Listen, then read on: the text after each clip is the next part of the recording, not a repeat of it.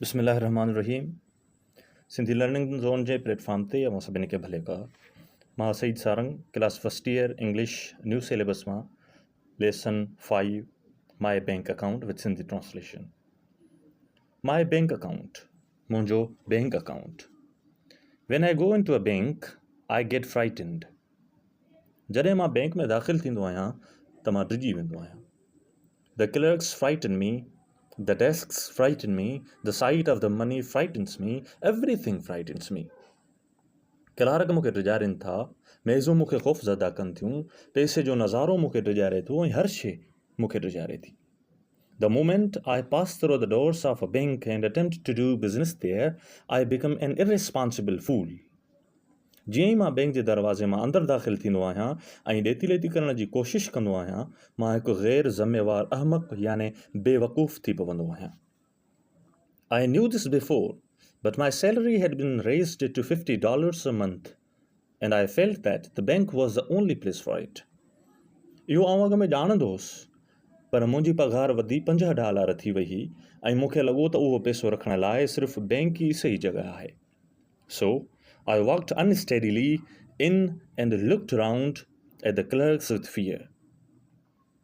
उन करे मां ॾकंदे अंदरि दाख़िल थियुसि ऐं क्लार्कनि ॾांहुं ख़ौफ़ विचां ॾिसण लॻुसि. I had an idea that a person who was about to open an account must necessarily consult the manager. मुंहिंजो ख़्यालु हो त जेको शख़्स अकाउंट खोलणु चाहे थो त उनखे लाज़मी तौर ते मैनेजर सां सलाह करणी पवंदी. I went up to a place marked accountant. मां हिकु अकाउंटेंट लिखियल जाइ ते वियुसि.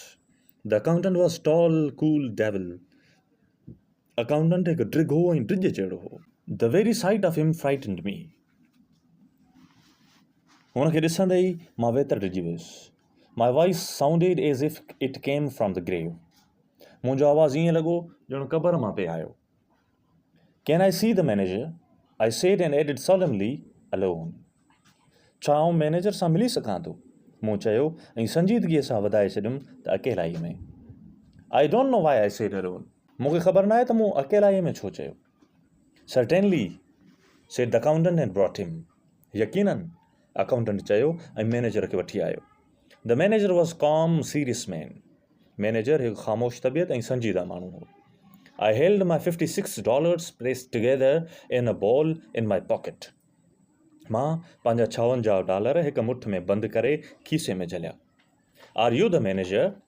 I said. God knows I didn't doubt it. छा अवां मैनेजर आहियो? मूं पुछियो. ख़ुदा ॼाणे थो त मूंखे हुन ते को बि शक कोन हो. Yes, he said. हा, हुन चयो. Can I see you? I asked, alone. छा मां अवां सां मिली सघां थो? अकेलाईअ में. I didn't want to say alone again, but without this word the question seemed useless.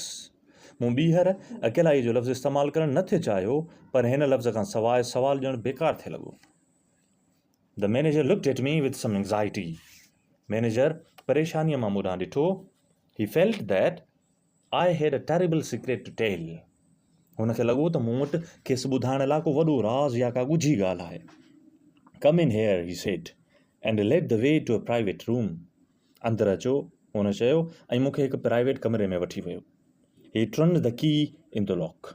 हुन चाॿीअ सां दरवाज़ो लॉक कयो. We are safe from interruptions here, he said. Sit down. असां हिते कंहिं बि क़िस्म जी मुदाख़िलत खां महफ़ूज़ आहियूं, हुन चयो. वेही रहो. We both sat down and looked at each other. असां ॿई वेही रहियासीं, हिक ॿिए खे तकींदा रहियासीं. I found no voice to speak. मूंखे ॻाल्हाइण लाइ को बि लफ़्ज़ न पियो मिलियो. You are one of Pinkerton's detectives, I suppose, he said. मूंखे लॻे थो तव्हां पिंकरटन जे जासूसनि मां हिकु आहियो, हुन चयो. My mysterious manner had made him think that I was a detective. मुंहिंजे ॻुझे ऐं पुरस्रार अंदाज़ हुनखे इहो सोचण ते मजबूर कयो हूंदो त मां को जासूस आहियां. I knew what he was thinking and it made me worse. मां ॼातो पिए त हू छा सोचे रहियो आहे ऐं उन सोच मूंखे वधीक परेशान करे छॾियो. No, not from Pinkerton's, I said, seeming to mean that I was from a rival agency. न, मां पिंकरटन मां न आहियां, मूं चयो. ईअं लॻो जीअं मां कंहिं ॿी जासूसी एजेंसीअ मां हुजां. To tell the truth, I went on, as if someone had urged me to tell lies about it. सच ॿुधायां त आउं ॻाल्हाईंदो वयुसि जीअं मूंखे कंहिं कूड़ ॻाल्हाइण जी ताक़ीद कई हुजे। I am not a detective at all. मां को बि जासूस न आहियां। I have come to open an account. मां अकाउंट खोलाइण आयो आहियां। I intend to keep all my money in this bank. मुंहिंजो इरादो आहे त पंहिंजी सॼी रक़म हिन बैंक में रखां। The manager looked relieved but still serious. Manager खे कुझु सुकून मिलियो पर अञा बि हू संजीदा हो। He felt sure now that I was a very rich man, perhaps a son of Baron Rothschild. Manager खे कुझु सुकून मिलियो पर हू अञा संजीदा हो। हुनखे हाणे यकीन थी वियो त आउं को तमामु वॾो अमीर माण्हू आहियां, शायदि बैरन रुथ जे ख़ानदान मां। A large account, I suppose, he said. शायदि को वॾो अकाउंट हूंदो, हुन चयो। Fairly large, I whispered. काफ़ी वॾो, मूं डिॼी चयो। I intend to place in this bank the sum of $56 now and $50 a month regularly. आउं हिन वक़्तु बैंक में $56 ऐं $50 माहवार बाक़ाइदगीअ सां जमा कराईंदो रहण जो इरादो कयां थो। The manager got up and opened the door. Manager उथी दरवाज़ो खोलियो। He called to the accountant. हुन अकाउंटेंट खे सॾु कयो। Mr. Montgomery, he said, unkindly loud. This gentleman is opening an account. Mr. Montgomery, हुन वॾे आवाज़ में सॾु कयो, ही साहब हिकु अकाउंट खोलाइण चाहे थो। He will place $56 in it. Good morning. ही हुन में $54 रखंदो। सुबुह बख़ैर। I stood up. मां उथी बीठुसि। A big iron door stood open at the side of the room. कमरे जे पासे में हिकु वॾो लोही दरवाज़ो खुलियल हो। Good morning, I said, and walked into the safe. सुबह बख़ैर चई ऐं उन सेफ ॾांहुं हलियो वियुसि। Come out, said the manager coldly, and showed me the other way.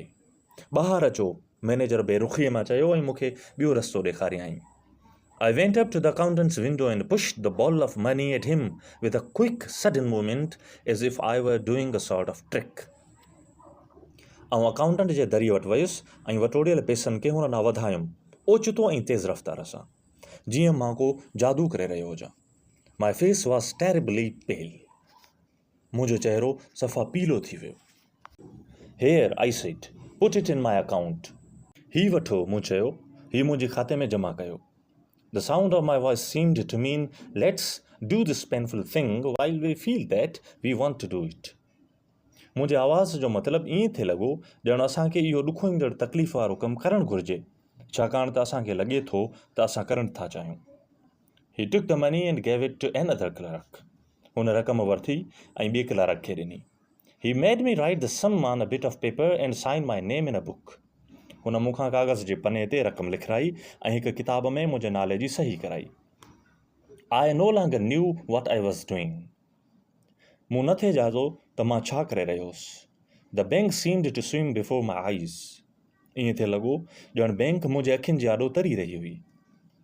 Is it in the account? I asked in a hollow, shaking voice. छा पैसा account में जमा थी विया? मूं ॾकंदड़ आवाज़ में पुछा कई। It is, said the accountant. हा थी विया, अकाउंटेंट चयो। Then I want to draw a check. त पोइ आउं हिकु चेक कढणु चाहियां थो। My idea was to draw out $6 of it for present use. मुंहिंजो ख़्यालु हो त हाणोके इस्तेमाल लाइ उन्हीअ मां $6 कढायां। Someone gave me a check book and someone else seemed to think that I was a man who owned millions of dollars. कंहिं मूंखे चेक ॾिनो ऐं किन खे लॻो थिए त आउं को लखें डॉलरनि जो मालिक आहियां, but was not feeling very well. शायदि मां ठीकु न आहियां। I wrote something on the check and pushed it towards the clerk. He looked at it. मूं उन चेक ते कुझु लिखी क्लर्क ॾांहुं वधायुमि। हुन उनखे चङे नमूने ॾिठो। What? Are you drawing it all out again? He asked in a surprise. Clerk हैरान थी चयो, छा तव्हां समूरा पैसा कढाए रहिया आहियो? Then I realized that I had written $56 instead of 6. तॾहिं मूंखे सुध पई त मूं 6 जे बदिरां 56 लिखी छॾियो आहे। I was too upset to reason now. हाणे मां दलील ॾियण जे लाइ परेशान थी वियुसि। I had a feeling that it was impossible to explain the thing. मूंखे महसूस थियो त हाणे हुन जी वज़ाहत करणु नामुमकिन आहे। All the clerks had stopped writing to look at me. सभई क्लार्क लिखणु बंदि करे मूं ॾांहुं ॾिसण लॻा। Bold and careless in my misery, I made a decision. मां पंहिंजे परेशानी में दलेरी ऐं लापरवाहीअ मां फ़ैसिलो वरितुमि. Yes, the whole thing. हा, सॼी रक़म. You wish to draw your money out of the bank. छा अव्हां बैंक मां जा पैसा ॿाहिरि कढणु चाहियो था? Every cent of it. हा, हर हिकु पाई. Are you not going to put any more in the account? Said the clerk astonished.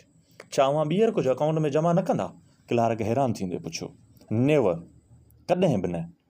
A foolish hope came to me that they might think someone had insulted me while I was writing the check and that I had changed my mind. मूंखे हिकु अहमकानी सोच आई त शायदि हू इहो सोचींदा हुजनि त चेक भरण जे दौरान मुंहिंजी कंहिं तोहीन कई आहे, तॾहिं मां पंहिंजो इरादो बदिलाए छॾियो. I made a miserable attempt to look like a man with a fearfully quick temper. मूं हिकिड़ो भयानक माण्हू थियण जो ॾेखारण जी अणपूरी कोशिशि कई. The clerk prepared to pay the money. Clerk पैसनि ॾियण जे लाइ तयारु थी वियो. How will you have it?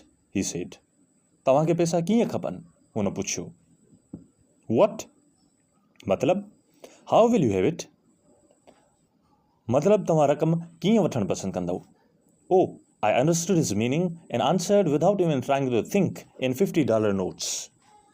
मूंखे हाणे हुन जो मतिलबु सम्झ में अची वियो ऐं मां बिना कंहिं सोचण जे जवाबु ॾिनुमि $50 जे नोट में. He gave me a $50 note. हुन मूंखे $50 जो नोट ॾिनो. And the 6? He asked coldly. हुन सर्द लहजे में पुछा कई, बाक़ी 6? In $6 notes, I said. $6 J note में, मूं चयो. He gave me $6 and I rushed out. हुन मूंखे $6 ॾिना ऐं आउं जल्दी ॿाहिरि निकिरी आयुसि. As the big door swung behind me, I heard the sound of a roar of laughter that went up to the roof of the bank. जीअं ई मुंहिंजे पोयां दरवाज़ो बंदि थियो त मूं टहकनि जो वॾो आवाज़ु ॿुधो जेको बैंक जे छित ताईं थिए वियो. Since then I use a bank no more. उन ॾींहं खां पोइ आउं बैंक इस्तेमालु न आहियां कंदो. I keep my money in my pocket and my saving in silver dollars in a sock. मां पंहिंजा पैसा खीसे में रखंदो आहियां ऐं पंहिंजी बचत चांदीअ जे डॉलरनि में हिकु भांडारीअ में जमा कंदो आहियां. Thank you so very much.